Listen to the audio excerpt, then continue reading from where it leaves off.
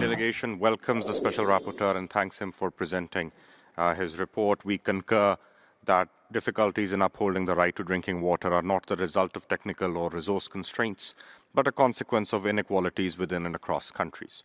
Yet another factor is the instrumentalization of water flows in transboundary rivers for geopolitical motives.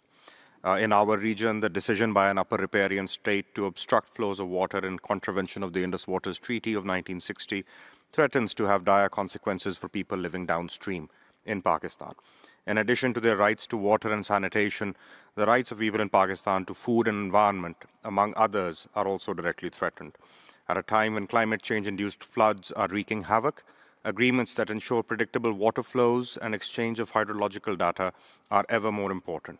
States cannot abdicate their responsibility under customary international norms of transboundary water use, such as the duty to coordinate, avoid significant harm, and peacefully settle differences. Mr. Special Rapporteur, Pakistan sees merit in your call for regional cooperation for climate change adaptation. It is equally important to emphasize the need for faithful implementation of transboundary water cooperation agreements.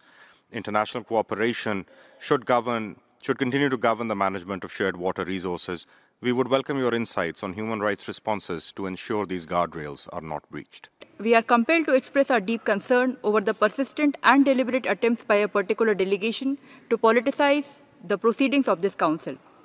Such actions not only undermine the integrity of this platform, but also seek to deflect attention from other core issues.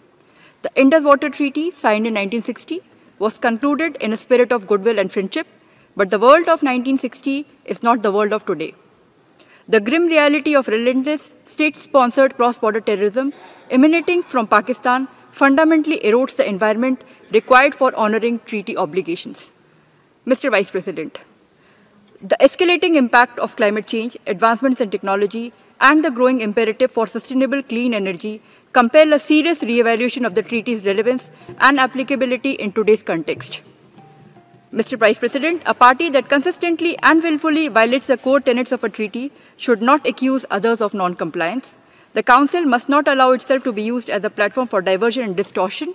It must instead recognize that lasting cooperation is rooted in trust,